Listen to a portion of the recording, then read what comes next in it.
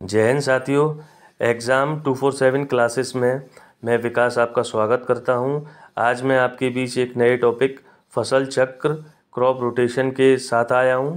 तो आइए दोस्तों, फसल चक्र क्या होता है, इसको कैसे परिभाषित किया गया है, इसके क्या क्या उदाहरण हैं, इसके लिए कौन कौन से कृषि वैज्ञानिकों ने कौन कौन से सिद्धांत दिए हैं और एक किस तरीके से किसानों को लाभ पहुंचाता है, इसको दोस्तों समझने की कोशिश करते हैं। दोस्तों, इसको परिभाषित किया गया है कि एक ही ज़मीन पर एक ही प्रकार की फसल ना उगाकर बदल बदल कर फसल बोना ही फसल चक्र कहलाता है। और ये फसल चक्र मौसम आधारित कृषि की बात करता है। क्षेत्र विशेष में जिस आधार का मौसम है, किसान उसी के अनुरूप फसल बोए, फसल चक्र इस बात को कहता है। दोस्तों, एक उदाहरण के माध्यम से समझते हैं। जैसे कि दोस्तों, भारत में 3 फसली सीजन होते हैं, खरीफ, रबी और जायद। अगर कोई किसान पहले वर्ष में खरीफ में अगर धान की खेती कर रहा है तो उससे अपेक्षा की जाती है कि वो दूसरे वर्ष मक्के की खेती करे और तीसरे वर्ष खरीफ सीजन में ही बाजरे की खेती करे। ठीक इसी तरीके से वो रबी सीजन में पहले वर्ष अगर गेहूं की खेती कर रहा है तो वो दूसरे वर्ष या तो जौ की फसल उगाए या सरसों की फसल उगाए। ठीक उसी प्रकार तीसरे वर्ष में या फिर वो गेहूं की खेती करे या मटर को उगाए। जायद में अगर हम देखते हैं तो वो अगर पहले वर्ष में वो हरी सब्जियां उगा रहा है तो दूसरे वर्ष वो ज़मीन को परती छोड़ सकता है और तीसरे वर्ष तरबूज या खरबूज में से किसी एक की खेती कर सकता है। दोस्तों फसल चक्र के लिए वैज्ञानिकों ने कुछ सिद्धांत दिए हैं। इन सिद्धांतों को हम निम्न बिंदुओं के माध्यम से समझ सकते हैं। दोस्तों, आइए देखते हैं। पहला बिंदु कहता है दोस्तों, अधिक खाद चाहने वाली फसलों के बाद कम खाद चाहने वाली फसलों का उत्पादन। अर्थात एक ऐसी फसल, पहले वर्ष में अगर किसान ने ऐसी फसल उगाई है जो अधिक खाद चाह रही है या अधिक खाद चाहती है, तो दूसरे वर्ष उसको ऐसी फसल उगानी चाहिए जो कम खाद में ही अधिक उत्पादन दे सके। दूसरा बिंदु समझते हैं दोस्तों, अधिक पानी चाहने वाली फसल के बाद हमें कम पानी चाहने वाली फसल को उपजाना चाहिए। दलहनी फसलों के बाद हमें अदलहनी फसलों का उत्पादन करना चाहिए। इसको मैं समझाने की कोशिश करता हूँ दोस्तों आपको, क्योंकि दलहनी फसलें जो हैं वो मृदा में नाइट्रोजन का स्थिरीकरण कर नाइट्रोजन की मात्रा तो बढ़ा देती हैं, किंतु वो अन्य पोषक तत्वों की कमी कर देती हैं।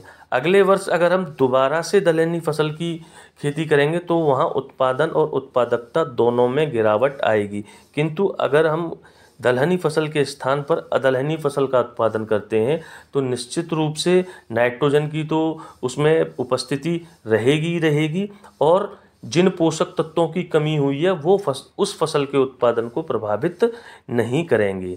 इसमें एक अन्य बिंदु है दोस्तों, अधिक मात्रा में पोषक तत्व शोषण करने वाली फसल के बाद जमीन को परती छोड़ देना चाहिए। ये इसलिए परती छोड़ी जाती है ताकि मृदा प्राकृतिक रूप से अपनी उर्वरकता शक्ति को पुनः प्राप्त कर ले।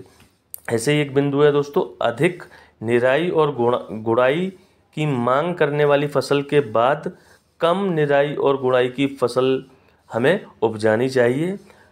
उथली जड़ वाली फसल के बाद हमें गहरी जड़ वाली फसल उगानी चाहिए, या इसका उल्टा भी ठीक है कि गहरी जड़ वाली फसल के बाद हमें उथली जल वाली फसल को उगाना चाहिए। ये बिंदु भी पोषक तत्वों की मात्रा के आधार पर ही अदला बदली की बात कर रहा है। जिन फसलों की जड़ें अधिक गहराई तक जाती हैं उनके कारण मृदा में अधिक गहराई तक पोषक तत्वों की कमी हो जाती है। इसीलिए अपेक्षा की जाती है कि एक कम गहरी जड़ों वाली फसल को उगाया जाए ताकि अंदर गहराई में वहाँ पर मृदा स्वयं अपनी उर्वरकता शक्ति को पुनः प्राप्त कर ले। दोस्तों फसल चक्र से कुछ किसानों को लाभ होता है और ये लाभ किन किन बिंदुओं के रूप में होता है दोस्तों, इन्हें समझने की कोशिश करते हैं। पहला बिंदु तो एकदम स्पष्ट है कि और आसान है कि फसल चक्र या उचित फसल चक्र को अपनाकर हम मृदा की उर्वरकता शक्ति को बढ़ा सकते हैं। अर्थात हम मृदा की प्राकृतिक उर्वरकता शक्ति में वृद्धि कर सकते हैं अगर हम एक उचित फसल चक्र अपना रहे हैं।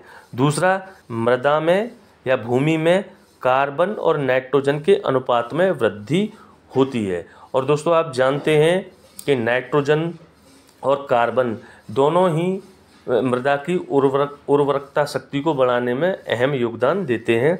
भूमि के पीएच और क्षारीयता में सुधार होता है। दोस्तों ये बिंदु बेहद महत्वपूर्ण है, क्योंकि जो मृदा होती है या भूमि होती है वो एक निश्चित पीएच रेंज में या निश्चित पीएच परास में ही उर्वरक होती है, और ये परास पीएच 6 से लेकर पीएच 7 के बीच में होता है। अगर मिट्टी का पीएच 6 से 7 के बीच में है तो उस मिट्टी को उपजाऊ मिट्टी माना जाता है दोस्तों। और अगला बिंदु देखते हैं कि फसल चक्र से मृदा की संरचना में यानी कि उसके टेक्सचर में, उसके स्ट्रक्चर में भी सुधार आता है।